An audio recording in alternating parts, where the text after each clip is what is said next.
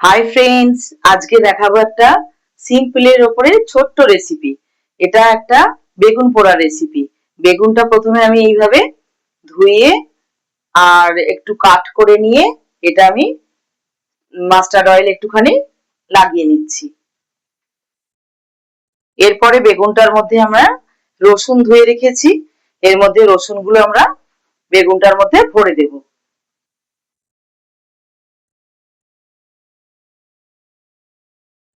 এখানে আমাদের পেঁয়াজ কাটা আছে, এটা মাখার জন্য লাগবে।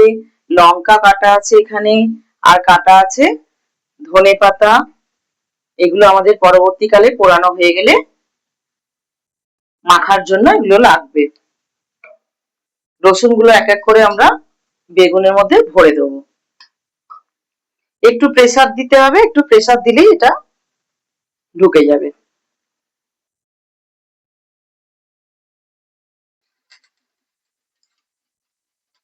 বেগুনটা আমাদের এইভাবে পুড়িয়ে নেব, আর তার সাথে এই যে টমেটোগুলো কালো কালো হচ্ছে, টমেটোগুলো আমরা এইভাবে ঘুরিয়ে ঘুরিয়ে পুড়িয়ে নিচ্ছি।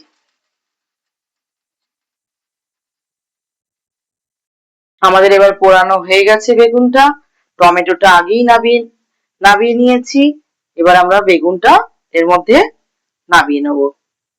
টমেটোটা আগেই নাবিয়ে নিয়েছি, এবার এটা আমরা কিছুক্ষণের জন্য ঠান্ডা হতে দেবো, আর এটা একটু পরিষ্কার করে নেব। এবারে আমরা নাবিয়ে নিয়েছি বেগুন আর টমেটো, ঠান্ডাও হয়ে গেছে, ছাড়িয়ে নিয়েছি পরিষ্কার করে। এটা আমরা এবার ভালো করে মেখে নেব। এটা এমনই রেসিপি, এটা আমাদের একটা বাংলায় প্রসিদ্ধ রেসিপি। তাড়াতাড়ি এটা হয়েও যায়, খেতেও টেস্টি, আর এটা রুটি দিয়েও রাত্রিরে ভালো লাগে, বা এটা আপনারা ভাতের সঙ্গেও খেতে পারেন। গরম ভাতেতেও খুব সুন্দর লাগে খেতে। টমেটো গুলো আমরা এইভাবে মেখে নিলাম একইভাবে বেগুনের সঙ্গে।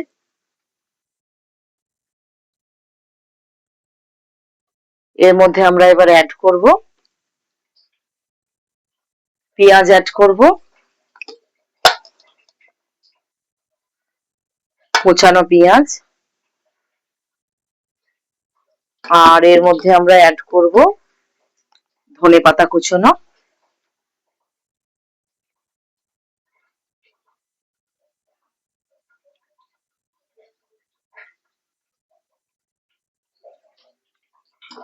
আর এর মধ্যে অ্যাড করব লঙ্কা কুচনো, অ্যাড করব সর্ষের তেল 2 চামচের মতো, আর অ্যাড করব নুন স্বাদ অনুসার। এবার সব উপকরণগুলো আমরা একসাথে ভালো করে মেখে নেব আরো একবার। আমাদের বেগুন পোড়া শীতের রেডি হয়ে গেছে। এবার আমরা এটা সার্ভ করে দেব। যদি কেউ মনে করেন যে একটু ঝাল বেশি খান, আমি একটু ঝাল আমরা কম খাই, তার জন্য একটা লঙ্কা দিয়েছি, তাহলে একটু লঙ্কা বেশি করে দেবেন। ঝাল ঝাল খুবই ভালো লাগবে। একবার এটা ট্রাই করে দেখবেন। আর যদি আমার চ্যানেল ভালো লাগে, লাইক, কমেন্ট, সাবস্ক্রাইব করতে ভুলবেন না।